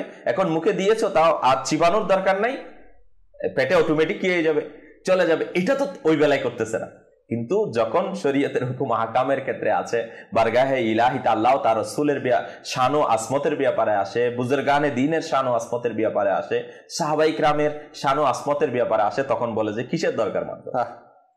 সামান্য আমরা যদি আল্লাহ তাআলার প্রতি তাওয়াক্কুলের বর্ষে, এটা নয় যে মাধ্যমকে কি করে দেওয়া, ছেড়ে দেওয়া, বরং মাধ্যমকে সুন্নত রূপে গ্রহণ করা আর আল্লাহ তাআলার উপর কি এর পরিণতি করা, ভরসা রাখা, এটার নাম তাওয়াক্কুল। আসলে একটা ঘটনা আমার মনে পড়ে গেছে। একবার এক ব্যক্তি, চারিদিকে বন্যা হয়ে গিয়েছিল। এখন সে একটা শুধু মানে গাছের উপর উঠে মানে বসে আছে, কেননা চারিদিকে পথই পানি আর পানি। এখন সে চিন্তা করতেছে আল্লাহ তাআলা আমাকে হিফাজত করবে। এখন দেখা যাচ্ছে কেউ কলা গাছ, কলার ওই যে ইয়া থাকে না, এগুলো দিয়ে ভেলা বানিয়ে চলে যাচ্ছে। হ্যাঁ, কেউ নৌকা দিয়ে পার হয়ে যাচ্ছে। এখন তাকে সবাই ডাকে, এখন সে বলতেছে যে না, আমাকে আল্লাহ তাআলা হিফাজত করবে, তোমাদের আমার লাগবে না। এখন সব শেষে দেখা গেল আর কেউ আসতেছে না। পানি যখন বেড়ে গেল, সে শেষ পর্যন্ত পানির মধ্যে ডুবে মারাই গেল। তো আসলে কথা হচ্ছে যে তার কাছে মাধ্যম কিন্তু ঠিকই এসেছে। মাধ্যম লাগবে, প্লাস আল্লাহর উপর ভরসা করতে হবে, এরপরেই তো ইনশাআল্লাহ সেটাকে তাওয়াক্কুল বলা হবে। দর্শক, এখানে আরো অনেক কিছু বিষয় উঠে আসে। তো আমাদেরকে আল্লাহ পাকের প্রতি ভরসাও রাখতে হবে। এখন অনেকে বলে যে আমি যদি চাকরি না করি ভাত কোত্থেকে পাবো। একটু চিন্তা করি আমরা, যে আল্লাহ না করুক কেউ যদি অ্যাক্সিডেন্ট হয়ে ঘরের মধ্যে অনেক মাস বেড রেস্টে থাকে, তার কি রিজিক মিলে না? অবশ্যই মিলে।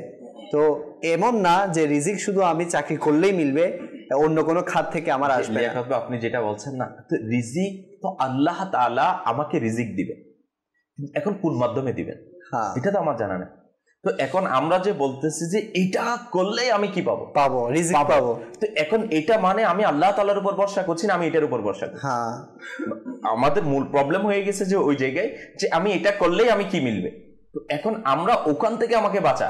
তো আমি চাকরি না করলে, হয়তো ব্যবসা করলে রিজিক ব্যবসার মাধ্যমে আল্লাহ তাআলা মিলবে।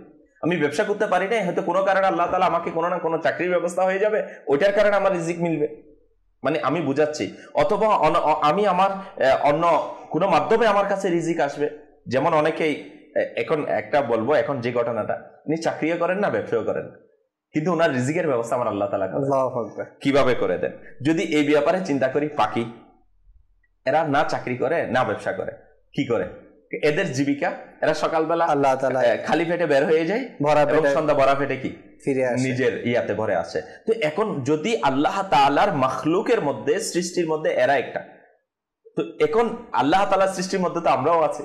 যদি বলি আমরাও যদি খালি পেটে বের হয়ে আর ভরা পেটে ঢুকবো তাহলে তো হবে না। না, তো এখন ওইটা বোঝানোর মাধ্যম। তো এখানে আল্লাহ তাআলা এখানে বলেছেন, যারা আমরা অনেকে মাধ্যম তালাশের ব্যাপারে, বা আমি শুধুমাত্র কি করব, জীবিকা অর্জন করার ক্ষেত্রে ব্যবসা করব, আল্লাহ তাআলার উপর ভরসা রাখবো, বা আল্লাহ তাআলা কারো মাধ্যমে আমাকে রিজিক দিচ্ছেন, যেমন আপনি বলেছেন না যে ওই আল্লাহ তাআলার বান্দাকে কেউ ডেকেছে চাই নাই, কিন্তু আল্লাহ তাআলা তাকে অপরচুনিটি দিয়েছে, কিন্তু সে সেটা কি করে নাই, রিসিভ করে নাই, সে একগেমই করেছে, মানে আমি বলবো। তো এই ধরনের ঘটনা কিতাবের মধ্যে আসছে। এটা যদি আমরা শুনি তাহলে আমাদের বুঝে আসবে। একজন নেককার ব্যক্তি যিনি জনবহুল এলাকা ছেড়ে নির্জন বসবাসের জন্য পাহাড়ের পাদদেশে চলে গেছে, যে এবং বলতে লাগলো, যতক্ষণ পর্যন্ত আল্লাহ তাআলা আমাকে রিজিক দিবে না ততক্ষণ পর্যন্ত আমি কারো কাছ থেকে কিছুই চাইব না। আচ্ছা, এই আল্লাহ তাআলার বান্দা বলছে। তো এখন এই যখন এইভাবে কি প্রতিজ্ঞাবদ্ধ গেমি করে আছে ওই বান্দার মতো, তো এক সপ্তাহ অতিবাহিত হয়ে গেল এবং রিজিক এলো না, মানে এর জন্য রিজিক এলো না, কোথাও ব্যবস্থা হয় না। যখন মৃত্যুর উপক্রম হলো তখন আল্লাহ তাআলার দরবারে আরজ করলো, হে আমার রব তাআলা, তুমি আমাকে সৃষ্টি করেছ, সুতরাং আমার ভাগ্যে লিখিত রিজিক আমাকে প্রদান করো, নয়তো আমার রূহ কবজ করে না। কে বলছে? ওই আল্লাহ তাআলার বান্দা এভাবে আল্লাহ তাআলার দরবারে দোয়া করছে। তখন অদৃশ্য থেকে আওয়াজ আসলো, আমার সম্মান ও মহত্বের শপথ, আমি তোমাকে রিজিক দিব না যতক্ষণ না তুমি জনবসতিতে যাবে না এবং লোকদের মাঝে না বসবে। এটা অদৃশ্য থেকে কি আসলো? সংবাদ আসলো, আওয়াজ আসলো। এখন আল্লাহ তাআলার পক্ষ থেকে আওয়াজ। এখন সেই নেক ব্যক্তি জনবসতিতে গিয়ে বসলো। এখন কেউ খাবার নিয়ে আসলো, কেউ পানি নিয়ে আসলো, মানে এক একজন এক একটা নিয়ে তার কাছে কি আসলো, উপস্থিত হয়ে গেল। এবং ওই আল্লাহ তাআলার বান্দা খুব ভালোভাবে সেটা কি করলো, আহার করলো এবং পান করলো। কিন্তু এখন এর মনে সন্দেহ সৃষ্টি হয়ে গেল। এখন এর মনে সন্দেহ সৃষ্টি আসলো যে আমি আল্লাহ তাবারাক ওয়া তাআলার দেওয়া রিজিক খাবো, এখন আমি মানুষের নিচ্ছি, মানুষের খাচ্ছি, এটা এর কাছে যখন এই সন্দেহ আসলো তখন অদৃশ্য থেকে আওয়াজ আসলো, তুমি কি নিজের দুনিয়াবি পরহেজগারিতা দ্বারা আমার নিয়মকে পরিবর্তন করে দিতে চাও? আল্লাহ, মানে লিয়াকত ভাই, এটা কিন্তু আমাদের জন্য অনেক বড় একটা কি নসিহতে, যে মানে এটা আমাদের জন্য অনেক বড় শিক্ষা, যে আমার আল্লাহ তাআলার পক্ষ থেকে পয়গাম, যে তুমি কি দুনিয়াবি পরহেজগারিতা ছাড়া এর মাধ্যমে তুমি আমার দুনিয়াবি নিয়মকে তুমি কি করে দিতে চাও, এটা পরিবর্তন করে দিতে চাও? তখন আমার আল্লাহ তাআলার পক্ষ থেকে আওয়াজ, তুমি কি জানো না যে নিজের কুদরতের হাত দ্বারা মানুষকে রিজিক দেওয়ার পরিবর্তে আমার এটা বেশি পছন্দ যে মানুষের হাত দ্বারা মানুষের কাছে রিজিক পৌঁছায়। আল্লাহু আকবার, আল্লাহু আকবার। আসলে আসলে এই জন্যই তো কিতাবের মধ্যে বলা হয়েছে, তোমরা ফজরের নামাজের পর রিজিকের তালাশে বের হয়ে যাও, রিজিক অন্বেষণে বের হয়ে যাও। তো এই জন্য আমাদের উচিত যে আমাদেরকে মাধ্যমও তালাশ করতে হবে, আল্লাহর প্রতি তাওয়াক্কুলও রাখতে হবে। এমন নয় যে একটা আরেকটার কিন্তু এখানে পরিপূরক, একটা আরেকটার বিপরীত নয়। তো আপনাকে দুইটার উপরই আস্থা রাখতে হবে। ইনশাআল্লাহ আজ্জা ওয়া জাল আপনার দুনিয়া ও আখিরাত ভালো হয়ে যাবে। কিছু কল আছে দর্শকের, ইনশাআল্লাহ কল অনুষ্ঠানের মধ্যে শামিল করবো। জি, মোহাম্মদ ফরিদ মিয়া, তুমি আমি একটা মানকাবাদ শুনতে চাই, আমার আর তার জিন্দাবাদ। মাশাআল্লাহ, জি আমাদের সাথেই থাকুন। Next call. আমার নাম মোহাম্মদ আব্দুল জলিল। আপনাদের মাদানী চ্যানেল দেখে আমার কাছে খুবই ভালো লাগছে, আছে কাছে খুবই দেখার মতন। আমরা সৌভাগ্যবান, একটু দোয়া করবেন আল্লাহর কাছে। মাশাআল্লাহ, আমাদের জন্য দোয়া করবেন যাতে আমরা আরো ভালো ভালো অনুষ্ঠান আপনাদেরকে উপহার দিতে পারি। জি, নেক্সট কল। আমার নাম মোহাম্মদ সাদবুল ইসলাম। জি, আমি নকরা শুনতে চাই, আমার কাছে দেখে নাও না, মদননগর। মাশাআল্লাহ, জি নেক্সট কল। জামালপুর থেকে আজাহার। আপনাদের অনুষ্ঠান আমি ডেলি দেখি, আপনাদের চ্যানেলের অনুষ্ঠান খুব ভালো লাগে। ইনশাআল্লাহ আপনাদের ডেলি এই অনুষ্ঠান যারা দেখতে পারি, সুন্দর সকলের জন্য দোয়া করবেন। আমি আপনাদের জন্য দোয়া করব আপনারা যেন সুন্দরভাবে অনুষ্ঠান পরিচালনা করতে পারেন। মাশাআল্লাহ, জি নেক্সট কল। নুরুজ্জামান নাম, আমি একটি গজল শুনতে চাই সারিবদ্ধ হয়ে। মাশাআল্লাহ মাশাআল্লাহ, আপনাদের জন্য একটি সুন্দর কালাম আমরা রেডি করেছি, আসুন সেই কালামটি অনুষ্ঠানের মধ্যে শামিল করি। সাল্লু আলাল হাবিব সাল্লাল্লাহু আলাইহি। এসেছে রমজান, এসেছে রমজান, এসেছে রমজান, এসেছে রমজান। মরহবা শত মরহবা, আবার এসেছে রমজান। মরহবা শত মরহবা, আবার এসেছে রমজান। ফুটেছে মনের কলি, ফুটেছে মনের কলি, আর হয়েছে সতেজীবন। মরহবা শত মরহবা, আবার এসেছে রমজান। মরহবা শত মরহবা, আবার এসেছে রমজান।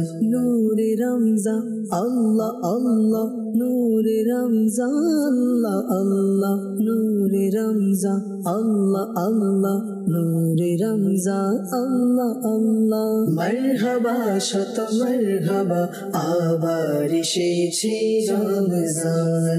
মরহবা শত মরহবা, আবার এসেছে রমজান। গুনাহগারদের প্রতি দয়া তুমি করেছো খোদা, গুনাহগারদের প্রতি দয়া তুমি করেছো খোদা। আবারও তুমি দিয়েছো, আবারও তুমি দিয়েছো আমাদেরকে রমজান। মরহবা শত মরহবা, আবার এসেছে রমজান। মরহবা শত মরহবা, আবার এসেছে রমজান। রহমতেরি মেঘমালা, আর চারিদিক নূর রমজান। রহমতেরি মেঘমালা, আর চারিদিক নূর রমজান। খোদার দয়ায় হয়ে গেছে, খোদার দয়ায় হয়ে গেছে মাগফিরাতেরি সামান। মরহবা শত মরহবা, আবার এসেছে রমজান।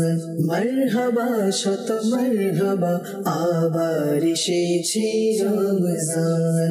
নূরে রমজান আল্লাহ আল্লাহ, নূরে রমজান আল্লাহ আল্লাহ, নূরে রমজান আল্লাহ আল্লাহ, নূরে রমজান আল্লাহ আল্লাহ। মরহবা শত মরহবা, আবার এসেছে রমজান। মরহবা শত মরহবা, আবার এসেছে রমজান। এসেছে রমজান, সবাই ইবাদতে মশগুল হও। এসেছে রমজান, সবাই ইবাদতে মশগুল হও। লুফে নাও বরকত সবাই, লুফে নাও বরকত সবাই, 30 দিনের মেহমান। মরহবা শত মরহবা, আবার এসেছে রমজান। মরহবা শত মরহবা, আবার এসেছে রমজান। ভাই বোনেরা শোনো, সবাই মিলে করো নেকি। ভাই বোনেরা শোনো, সবাই মিলে করো নেকি। দোজখে তালা লেগেছে, দোজখে তালা লেগেছে, হয়েছে বন্দি শয়তান। মরহবা শত মরহবা, আবার এসেছে রমজান। মরহবা শত মরহবা, আবার এসেছে রমজান। নূরে রমজান আল্লাহ আল্লাহ, নূরে রমজান আল্লাহ আল্লাহ, নূরে রমজান আল্লাহ আল্লাহ, নূরে রমজান আল্লাহ আল্লাহ। মরহবা শত মরহবা, আবার এসেছে রমজান। মরহবা শত মরহবা, আবার এসেছে রমজান। মাশাআল্লাহ, মাহে রমজানুল মুবারকের খুব সুন্দর একটি কালাম আমরা শুনতে পেলাম। আসলে মাহে রমজানুল মুবারক আসলে চারিদিকের পরিবেশ যেন পরিবর্তন হয়ে যায়, এক অন্যরকম ফিলিংস কাজ করে। তো আমি বলবো যে মাহে রমজানুল মোবারক এসেছে, দেখতে দেখতে চলেও যাচ্ছে, আস্তে আস্তে পুরো রমজানই শেষ হয়ে যাবে, কিন্তু আমরা কতটুকু নেকি করতে পারলাম এটা প্রশ্ন রয়ে যাবে। তো আমি আপনাদেরকে বলবো যারা মাহে রমজানুল মোবারকে নেকি করছেন মারহাবা, কিন্তু আমি যারা করছি না, তো আমি বলবো যে আমরা যাতে এই রমজানুল মোবারককে কদর করি। কথা বলছিলাম আল্লাহর প্রতি ভরসা নিয়ে। যে হুজুর, যে আল্লাহ তাআলার প্রতি ভরসার ব্যাপারে যে অল্পে তুষ্টির একটি বিষয় যেটা প্রথমে নেওয়া হয়েছিল, অল্পে তুষ্টির ব্যাপারেও যদি আমরা জানি যে অল্পে তুষ্টি এটা কাকে বলে, জি অল্পে তুষ্টিটা কি, যেমন আমরা আল্লাহ তাআলার প্রতি ভরসার ব্যাপারে জেনেছি এটা কাকে বলে এবং আমাদের কিভাবে ভরসা রাখা দরকার। তো অল্পে তুষ্টির সাথে এবং আল্লাহ তাআলার প্রতি ভরসা এটা একদম ওতপ্রোতভাবে জড়িত। আর আল্লাহ তাআলার প্রতি ভরসা যদি আমি অর্জন করতে চাই, তাকে আমাকে অল্পে তুষ্টিতে তুষ্ট হতে হবে, দেন আমি আল্লাহ তাআলার ভরসার ক্ষেত্রে, তাওয়াক্কুলের ক্ষেত্রে আল্লাহ তাআলার প্রতি আমার আপনার যেটা আমি তাওয়াক্কুলের কথা বলছি, এটার ক্ষেত্রে আমি আপনি কামিয়াবি অর্জন করতে পারবো। যে অল্পে তুষ্টি তাকে বলা হয়, হযরতে আল্লামা আব্দুল মুস্তাফা আজমি রহমতুল্লাহ বলেন, মানুষ যা কিছু আল্লাহ তাআলার পক্ষ থেকে পেয়ে যায় এতে সন্তুষ্ট হয়ে জীবন অতিবাহিত করে, লোভ ও লালসাকে ছেড়ে দেয়াকে অল্পে তুষ্টি। আর অল্পে তুষ্টির অভ্যাস মানুষের জন্য আল্লাহ তাআলার অনেক বড় নিয়ামত। অল্পে তুষ্ট মানুষ প্রশান্তির দৌলত দ্বারা পরিপূর্ণ হয়ে থাকে, আর লোভী মানুষ সর্বদা চিন্তাগ্রস্ত হয়ে থাকে। তো আজ আমরা যারা বলছি যে আমি এটা না করলে হয়তো আমি এটা পাবো না, ওইটা না করলে ওইটা পাবো না, তো তখন আমার কাছে লোভটা কাজ করতেছে। যখন আমার কাছে লালসা চলে আসবে, লোভ চলে আসবে, তখন আল্লাহ তাআলার ভরসাটা আমার কাছে আর থাকবে না। আর যখন আমি ওই প্রথম ব্যক্তি যে 2টি রুটির আল্লাহ তাআলার দিত, সে ইফতার করেনি তার সারা রাত, সে অল্পে তুষ্টিতে কি ছিল? তুষ্ট ছিল। আল্লাহ তাআলার প্রতি ভরসা তার উপর এত বেশি ছিল যে অল্পে তুষ্টিতে তুষ্ট থাকার কারণে। এই যদি বলতো আমি 2টা রুটির উপর কি নই, সন্তুষ্ট নই, তাহলে তার কাছে আল্লাহ তাআলার প্রতি ভরসা এটা আসতো না। কারণ সে তখন কি করতো, আমাকে এটা করা লাগবে, ওইটা করা লাগবে, আমাকে আরো বেশি কি রিজিক চাই। কারণ সে ওইটার উপর তুষ্ট থাকার কারণে আল্লাহ তাআলার প্রতি ভরসার উচ্চ স্তরে সে কি পৌঁছে গিয়েছে। তো ঠিক একইভাবে রহমতে আলম নূরে মুজাসসাম শাহে বনি আদম রাসূলে মুহতাশাম সাল্লাল্লাহু তাআলা আলাইহি ওয়া আলিহি ওয়াসাল্লাম এর আল্লাহ তাআলার প্রতি ভরসা কেমন এবং অল্পে তুষ্টির পরিমাণটা কেমন, যদি আমরা এই ব্যাপারে একটু উপলব্ধি করতে চাই, আমাদের আকা হুজুরে পূর্ণ সাল্লাল্লাহু তাআলা আলাইহি ওয়া আলিহি ওয়াসাল্লাম এর সম্পূর্ণ জিন্দেগি সবর, ধৈর্য এবং অল্পে তুষ্টি দ্বারা পরিপূর্ণ ছিল। কেমন আল্লাহ তাআলার উপর ভরসা করে সবরের মধ্যে জীবন অতিবাহিত করতেন। হুজুরে আকরাম সাল্লাল্লাহু তাআলা আলাইহি ওয়া আলিহি ওয়াসাল্লাম এর পবিত্র জীবদ্দশায় কোথাও আরাম, আয়েশ ও প্রশান্তির উপকরণ লক্ষ্য করা যায় না, বরং কখনো হুজুরে পূর্ণ সাল্লাল্লাহু তাআলা আলাইহি ওয়া আলিহি ওয়াসাল্লাম এইরূপ বস্তু অর্জনের চেষ্টাও করেননি।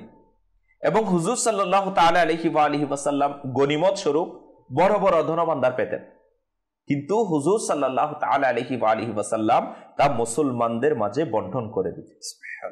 সাহাবী রাসূল হযরতে সাইয়্যিদুনা আবু হুরায়রা রাদিয়াল্লাহু তাআলা আনহু থেকে বর্ণিত, নবী করিম রউফুর রহিম সাল্লাল্লাহু তাআলা আলাইহি ওয়া আলিহি ওয়াসাল্লামের পরিবার 3 দিন পর্যন্ত কখনো পেট ভরে খাবার খাননি। সুবহানাল্লাহ। তাহলে আল্লাহ তাআলার প্রতি ভরসার এর চেয়ে আর উত্তম নমুনা কি?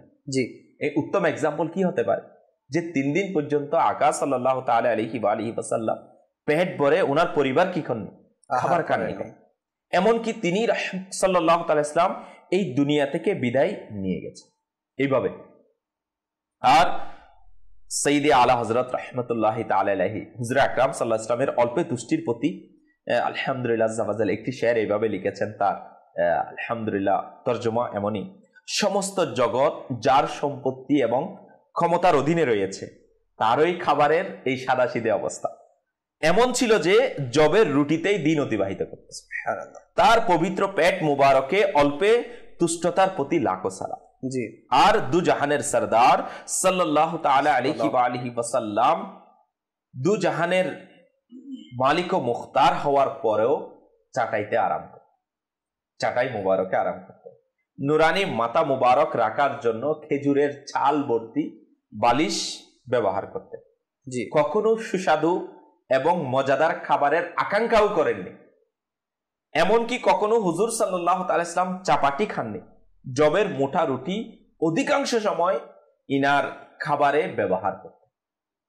আর হযরতে সদরুল আফাজিল আল্লামা সৈয়দ নঈমউদ্দিন মুরাদাবাদী রাহমাতুল্লাহি তাআলা আলাইহি বলেন, হুজুর সাইয়্যিদে আলম সাল্লাল্লাহু তাআলা ইসলামের প্রকাশ্য উপাত পর্যন্ত হুজুর সাল্লাল্লাহু তাআলা ইসলাম এর পবিত্র আহলে বাইতগণ আলাইহিমুর রিদওয়ান কখনো জবের রুটিও 2 দিন লাগাতার খাননি। আল্লাহু আকবার। মানে জবের রুটিও লাগাতার 2 দিন পর্যন্ত খেতে খাননি। এটা আমাদের জন্য কত বড় নসিহত। হাদিসে পাকে এটাও রয়েছে, পুরো মাস অতিবাহিত হয়ে যেত পবিত্র ঘর মুবারকে চুলার আগুনও জ্বলত না। কয়েকটি খেজুর এবং পানিতেই দিন চলে যেত। হযরত সাইয়েদনা ওমর ফারুক আজম রাদিয়াল্লাহু তাআলা আনহু থেকে বর্ণিত, তিনি বলেন, হে লোকেরা, আমি চাইলে তোমাদের থেকে উত্তম খাবার খেতে পারি এবং তোমাদের থেকে উত্তম পোশাকও পরিধান করতে পারি, কিন্তু আমি আমার আরাম ও আয়েশ আমার আখিরাতের জন্য অবশিষ্ট রাখতে চাই। এটা কাদের? যদি আল্লাহ ওয়ালাদের নসিহত দরকার, তো আকা সাল্লাল্লাহু তাআলা আলাইহি ওয়া আলিহি ওয়াসাল্লাম এর সোনালী জিন্দেগি, আমার আকা সাল্লাল্লাহু তাআলা আলাইহি ওয়া আলিহি ওয়াসাল্লামের বরকতময় হায়াতে মুবারকা আমাদেরকে কেমন শিক্ষা দেয় যে আল্লাহ তাআলার প্রতি যদি ভরসা চাই, সাহাবায়ে কিরামকে দেখি। আল্লাহ তাআলার প্রতি অল্প তুষ্টিতে তুষ্ট ব্যক্তি দেখতে চাই, সাহাবায়ে কিরাম। ইসলামী ভাইরা, যদি আমার আকা সাল্লাল্লাহু তাআলা ইসলামের নুরানি জিন্দেগিকে ওনারা এমন ভাবে কি করেছেন, ফলো করেছেন, নিজেদের মধ্যে নিয়েছেন, আহলে বাইতগণ নিয়েছেন, যে পুরো মাস নিজেদের পরিবারের মধ্যে, আহলে বাইতের পরিবারের মধ্যে চুলায় আগুন জ্বলত না। আসলে এরপরও কি আল্লাহ তাআলার প্রতি তাওয়াক্কুল ছেড়ে দিয়েছে? না, ভরসা ছেড়ে দিয়েছে। এটাই তো একটি ইমানি শক্তি যেটা ওনাদেরকে প্রত্যেকটি পদক্ষেপে কাজ দিয়েছে। মমিন ভাই, এখানে আরেকটি প্রশ্ন আমি আপনাকে করতে চাইবো। আজকে দেখা যায় যে আমরা যখন কোনো কিছু হারিয়ে বসি, হ্যাঁ, যা বা আমাদের কাছ থেকে কোনো কিছু ছিনিয়ে নেওয়া হয় বা কোনো কিছু বিলুপ্ত মানে হয়ে যায়, আমরা তখন আল্লাহ তাআলার প্রতি ভরসা হারিয়ে ফেলি। কার কাছে যাই? গণকের কাছে যাই, যে দেখুন তো আমার জিনিসটি কোথায়, এই জিনিসগুলো আজকে আমাদের সমাজের মধ্যে দেখা যাচ্ছে, বাস আল্লাহ পাকের প্রতি ভরসা না করার কারণে। আরেকটা বিষয় উঠে আসে, যে সেটা হচ্ছে যে আমাদের কাছে যদি আমাদের প্রয়োজনীয় কোনো জিনিস, আমাদের টাকা পয়সা, আমাদের একদম অনেক কাছের জিনিস যদি চুরি হয়ে যায়, বাস আমরা কি করি? সন্দেহ করার সৃষ্টি করে দিই, হয়তো বা এ নিয়েছে, ও নিয়েছে। এখন আমরা বাস আল্লাহ পাকের প্রতি ভরসা করি না যে আমার জিনিসটি বাস হয়তোবা আল্লাহ তাআলার হুকুমে চলে গিয়েছে, আর যদি আল্লাহ পাক হুকুম করে তাহলে এটা আবার আমার কাছে ফিরে আসবে। এ ব্যাপারেও আপনি কিছু ইরশাদ করবেন? যদি এইভাবে আমি বলতে চাই, গতকালও আমাদের আলহামদুলিল্লাহ এক ইসলামী ভাইয়ের সাথে মোলাকাত হয়েছে, যিনি আলহামদুলিল্লাহ দাওয়াত ইসলামী দ্বীনি কাজের জন্য অনেক সহযোগিতা করে। তো উনি বলছেন, হুজুর আমার এত একটা অ্যামাউন্ট কি হয়ে গেছে, মানে আমি পাচ্ছি না, রিসিভ করতে পারছি না, বা ওনার ব্যবসায়িকভাবে উনি অনেক বেশি গিয়েছিল, ওখান থেকে প্রায় ম্যাক্সিমাম চলে আসছে, আরো একটা বড় অ্যামাউন্ট কি হয়ে গেছে, রেখে গেছে। কিন্তু ওনার পক্ষে উনি বলছে যে না হুজুর, আমি এটাকে এভাবে নিয়েছি যে হয়তো আমার কোনো গুনাহের কারণে হয়তো আমি এই কষ্টটুকু পাচ্ছি, হয়তো এটা আটকে গেছে, হয়তো আল্লাহ তাআলা আমার উপর আবার দয়া করবে, যে আবার ফিরে আসবে।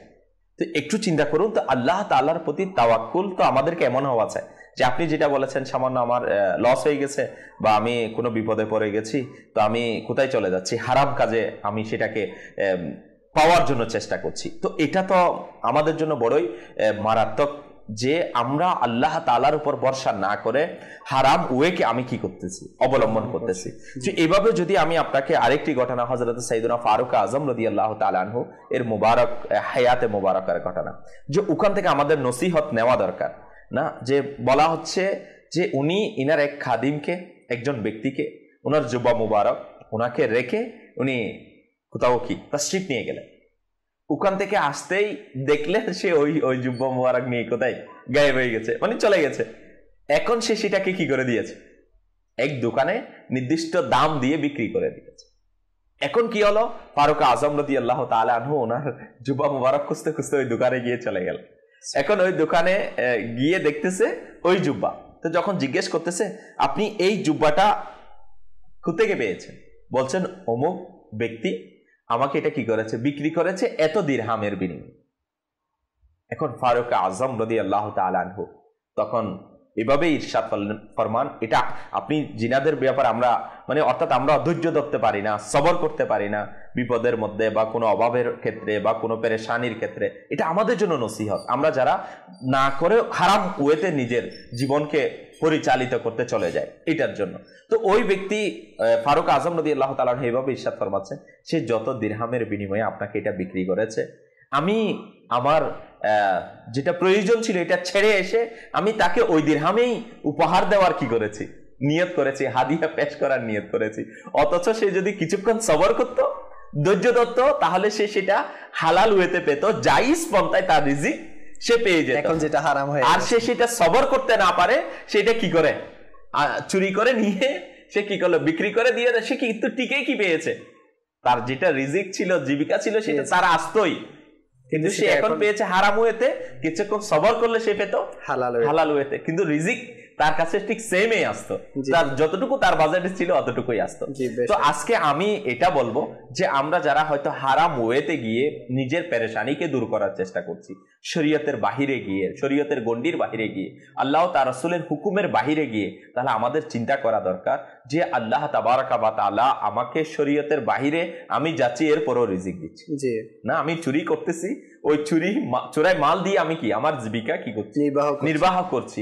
তো সে আল্লাহ তাআলা কি আমি সবর করলে আমি হালাল ওয়েতে কি আমাকে দিতে পারে না? আমরা অনেক সময় এটা বলি না যে আমার ব্যবসা যদি লোন না নিলে কি হচ্ছে না, আমি টিকে থাকতে পারবো না, লোন না নিলে আমার ব্যবসা চলবে না।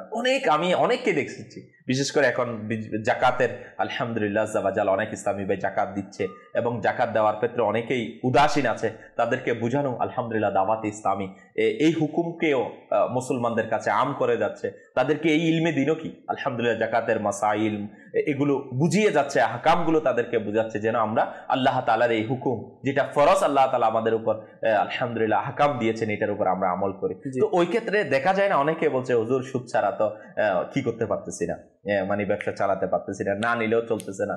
তো এখন মানে উনি শুধু এখন বলছে কিসের জন্য, আমি বিল্ডিং করার জন্য কি নিয়েছি, লোন নিয়েছি। আল্লাহ তাআলার বান্দা, আমি যদি বিল্ডিং না করি আমি কি থাকতে পারবো না? কিন্তু আমি সুদ নিয়ে কেন? তো আল্লাহ তাআলা যদি আমার উপর দয়া করে, আমি অন্য সময় কি, যখন আমাকে তৌফিক দিবে, হালাল ওয়েতে দিবে, তখন করব। তো কিন্তু আমাদের এই যে আল্লাহ তাআলার উপর তাওয়াক্কুলের অবস্থাটা কোথায় চলে গেল, যে আমি হারামটা না করলে আমার হচ্ছে না, মানে আমি হারাম রাস্তায় না গেলে আমি কি করতে পারতেছি না। এমন বলে না, আমি যদি মিথ্যা না বলি না তো আমার মাল বিক্রি হবে। তো আল্লাহ তাআলার মানে আমাদের এটা বুঝে আসছে না যে আমি হারাম বলতেছি, মাল বিক্রি হচ্ছে, তো হালাল বললে মাল বিক্রি হবে না, অবশ্যই রিজিকটা আল্লাহ তাআলা দিবে। তো কিন্তু এই ব্যাপারে আমাদেরকে আসলে একটু সচেতন হওয়া, একটু আমাকে হিকমতে আমলি, যে এটাকে আমাকে একটু শিখে নেওয়া, ইলমে দিন শিখে নেওয়া, আমি কিভাবে বলি। তো এখন ওইটা যদি আল্লাহ তাআলা আমার উপর দয়া করে, আমি যদি চেষ্টা করি, আল্লাহ তাআলার কাছে দোয়া করি, আল্লাহ তাআলা কামিয়াবি দিবেন। অবশ্যই এর প্রধান কাজই হচ্ছে আল্লাহ পাকের প্রতি ভরসা করা, সবকিছুর মূলই হচ্ছে আল্লাহ পাকের প্রতি ভরসা করা। আপনি যখন আল্লাহ পাকের প্রতি ভরসা করা শুরু করে দিব, পাকাপোক্ত আল্লাহ পাকের প্রতি ভরসা, ইনশাআল্লাহ আমার সমস্ত কাজ সমাধা হয়ে যাবে, আমার সমস্ত টেনশন দূর হয়ে যাবে। আল্লাহ তাআলা আমাদের সবাইকে বুঝার তৌফিক দান করুক। শেষ সেগমেন্ট আমাদের অনুষ্ঠানে শামিল করব, এরপর ইনশাআল্লাহ অনুষ্ঠানকে আমরা শেষের দিকে নিয়ে যাব। জি, শেষ সেগমেন্ট যেটিতে প্রিয় নবী সাল্লাল্লাহু আলাইহি ওয়াসাল্লামের একটি ঘটনা আমরা শুনে থাকি। আসুন দেখি আজকে কি ঘটনা আপনাদের জন্য তৈরি করা হয়েছে। হাবিব সাল্লাল্লাহু তাআলা আলা মুহাম্মদ সাল্লাল্লাহু আলাইহি ওয়াসাল্লাম মাদানী চ্যানেলের দর্শক শ্রোতা, উপস্থিত হয়েছি সোনালী যুগের ঘটনা নিয়ে। মাহে রমজান আর অনুষ্ঠানের প্যাকেজ আপনারা দেখছেন, আর এই প্যাকেজে সবসময় আমরা সোনালী যুগের ঘটনা আপনাদেরকে শোনানোর চেষ্টা করি। আজ এমন একটি অনুশোচনার কথা জানাবো, হয়তোবা এর পূর্বে আপনারা অনেকেই শোনেননি এমন অনুশোচনা। আর অনুশোচনা কাকে বলে, কত প্রকার, কি আজকের এই ঘটনা থেকে আপনারা জানতে পারবেন। সোনালী যুগে নবী আহমদ শফি উম্মত সাল্লাল্লাহু তাআলা আলাইহি ওয়াসাল্লাম যখন জীবদ্দশায় ছিলেন, হায়াতে মোবারাকাতে ছিলেন, তিনি সাল্লাল্লাহু তাআলা আলাইহি সাল্লাম কুফাবাসীদের জন্য চিঠি লিখলেন। আর সে চিঠিতে কুফাবাসীদেরকে ঈমান আনার দাওয়াত দেওয়ার একটা চিঠি ছিল। আর ওই চিঠি পেয়ে অনেক লোক ঈমান এনেছে। নবী করিম সাল্লাল্লাহু আলাইহি ওয়াসাল্লাম এভাবে করে বিভিন্ন রাষ্ট্রের মধ্যে চিঠি পাঠাতেন ঈমান আনার জন্য, কালেমার দাওয়াত দিয়ে চিঠি পাঠাতেন। কুফাতে যখন চিঠি পৌঁছালো, তখন এক ব্যক্তি তিনিও ঈমান গ্রহণ করেছেন, অন্য লোকের সাথে সেও ঈমান গ্রহণ করেছেন। তার নাম সাঈদ বিন গাফালা রাদিয়াল্লাহু তাআলা আনহু। এই ঘটনা হুজুর সাল্লাল্লাহু আলাইহি সাল্লামের জাহিরি পর্দা করার পরে, অর্থাৎ জাহিরি হায়াতে মোবারকা শেষ হওয়ার পরে ইন্তেকালের পর্বে ওফাতের প্রায় 10 বছর পূর্বের ঘটনা এটা। ওই ব্যক্তি সাইদ বিন গাফালা রাদিয়াল্লাহু তাআলা আনহু ঈমান আনলেন, কালেমা পাঠ করলেন, কিন্তু মদিনাতুল মুনাওয়ারাতে আসার ইশারা বা আসার হুকুম বা আসার আহ্বান তিনি পাননি।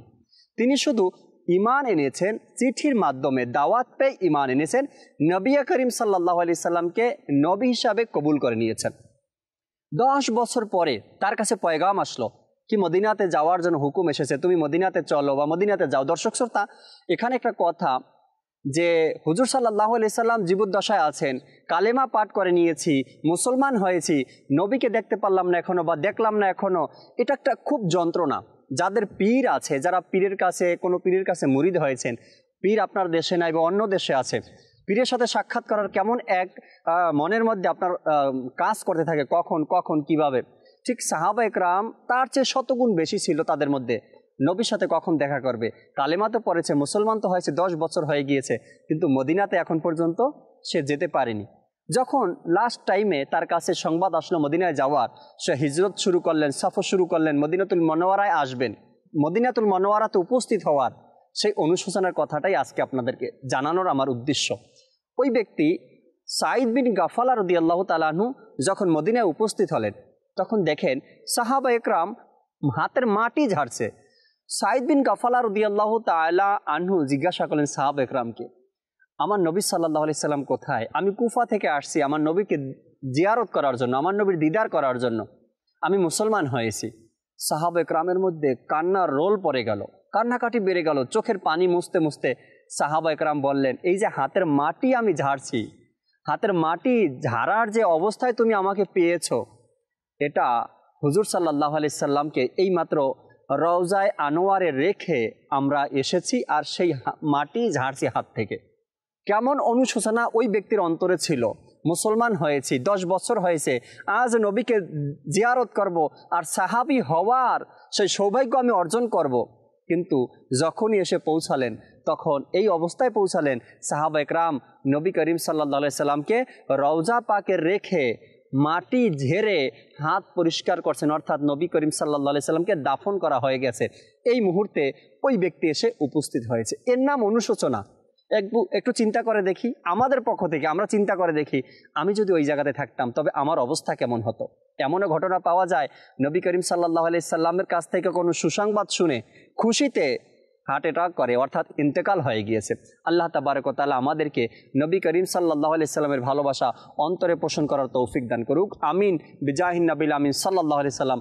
সাল্লু আলাল হাবিব সাল্লাল্লাহু তাআলা আলা মুহাম্মদ সাল্লাল্লাহু তাআলা আলাইহি ওয়াসাল্লাম। বড়ই অনুশোচনার একটি ঘটনা শুনলাম আমরা। আসলে কার না ইচ্ছা থাকে প্রিয় নবী সাল্লাল্লাহু আলাইহি ওয়াসাল্লামের সেই নূর ভরা চেহারার জিয়ারত করা। আল্লাহ পাক বাস আমাদেরকে স্বপ্নে হলো একবার প্রিয় নবী সাল্লাল্লাহু আলাইহি ওয়াসাল্লামের দিদার করার তৌফিক দান করুক। অনুষ্ঠান প্রায় শেষের দিকে, মমিন ভাই থেকে শেষ মাদানী ফুল, আল্লাহর প্রতি ভরসা আমরা কিভাবে করব। বিশেষ করে দেখা যায় এখন বান্দা যখন অসুস্থ হয়ে যায়, এই সময়টুকুতে বিশেষ করে বান্দা অসুস্থ হয়ে গেলে আর কোনো আপনজন দুনিয়া থেকে বিদায় নিলে আল্লাহ পাকের প্রতি ভরসা আমরা হারিয়ে ফেলি, যে বাস আল্লাহ পাকই তো করেছেন। এক্ষেত্রে আপনি শেষ মাদানী ফুল কি দিবেন? এই ব্যাপারে আমরা কিছু রিওয়ায়াত শ্রবণ করি। আকা সাল্লাল্লাহু তাআলা আলাইহি ওয়া আলিহি ওয়াসাল্লাম এর ফরমান আলিশান, যার এই বিষয়টি পছন্দ যে মানুষের মধ্যে সবচেয়ে বেশি শক্তিশালী হয়ে যাবে, তবে সে যেন আল্লাহ তাআলার প্রতি ভরসা রাখে, এবং যার এই বিষয়টি পছন্দ যে সে যেন সম্মানিত হয়ে যায়, তবে তার উচিত যে পরহেজগারিতা অবলম্বন করা।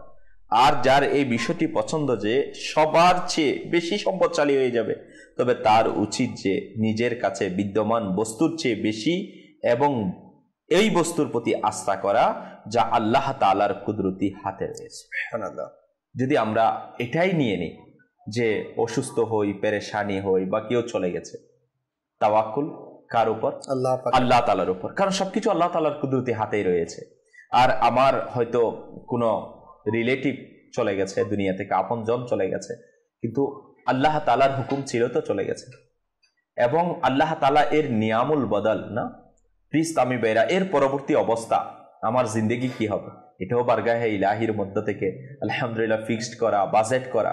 তো আমি যদি অনেক সময় এটা চিন্তা করে না, অনেকের কর্মক্ষম ব্যক্তি চলে যায়, যার কারণে তারা হাই হতাশার মধ্যে চলে যায়, মানে কি হবে। আসলে আল্লাহ তাবারাক ওয়া তাআলা তো প্রত্যেকের রিজিকের জিম্মাদারি দিয়েছে। কেউ অসুস্থ হয়ে গেছে, কি হবে এখন, এর পরবর্তী অবস্থার আলহামদুলিল্লাহ প্রেক্ষাপট তো বারগাহে ইলাহি থেকে নির্ধারিত রয়েছে। তো বাস এখন শুধু আমাকে আপনাকে এতটুকুই কি করা, আল্লাহ তাআলার বারগাহে আশা পোষণ করা, আল্লাহ তাআলার উপর তাওয়াক্কুল রাখা, আল্লাহ তাআলা যা করেছেন আমার জন্য ভালো করেছেন, এবং ইনশাআল্লাহ জাবাজাল আল্লাহ তাআলার দরবারে দোয়া করা, এবার ইলাহি আমার ভবিষ্যৎ, আমার পরবর্তী বাস তুমি দয়া করো যেন আসানির সাথে অতিবাহিত হয়ে যায়। তো এইভাবে যদি আমরা আল্লাহ তাআলার উপর তাওয়াক্কুল রাখি, আল্লাহ তাআলা চাইতো আমাদের ইনশাআল্লাহ দুনিয়াবি এবং আখিরাতের জিন্দেগি সুন্দর হয়ে যাবে। আসলে দর্শক, প্রত্যেকটি কাজে আল্লাহ তাআলার প্রতি ভরসা রাখবেন। বিশেষ করে যারা দাওয়াত ইসলামীর দ্বীনি কাজের সাথে সম্পৃক্ত আছি আমরা, আল্লাহ পাকের প্রতি ভরসা, এই কাজটি হচ্ছে না বাস আল্লাহ পাকের প্রতি ভরসা। আল্লাহ পাকের প্রতি ভরসা করেই আমরা প্রত্যেকটা দ্বীনি কাজ যদি করি, তাহলে ইনশাআল্লাহ প্রত্যেকটি কাজে কামিয়াবি আসবে। আর নিজের প্রত্যেকটি লাইফের সেক্টরগুলো তো আল্লাহ পাকের প্রতি ভরসা রাখবেন। নিজের স্টাডি লাইফে, নিজের বিজনেস লাইফে, নিজের জব সেক্টরে, সব কিছুতে আল্লাহ পাকের প্রতি ভরসা রাখবেন। পরিবারের মধ্যে কোনো কিছু হয়ে গেছে, কোনো দুঃখ নেমে এসেছে, কোনো টেনশনের কাজ চলে এসেছে, বাস আল্লাহ পাকের প্রতি ভরসা। আল্লাহ পাক যা করবেন ভালোর জন্য করবেন। আল্লাহ তাআলা আমাদের সবাইকে আজকে যা কিছু শুনেছি এর উপর ভরপুর আমল করার তৌফিক দান করুক। দর্শক, ইনশাআল্লাহ আবারও আগামীকাল উপস্থিত হওয়ার সৌভাগ্য অর্জন করব। আপনাদের সুস্থতা কামনা করে এখানে শেষ করছি। সাল্লু আলাল হাবিব সাল্লাল্লাহু আলা মুহাম্মদ সাল্লাল্লাহু আলাইহি ওয়াসাল্লাম। এসেছে রমজান, সবাই ইবাদতে মশগুল হও, লুফে নাও বরকত সবাই, লুফে নাও বরকত সবাই, 30 দিনের মেহমান।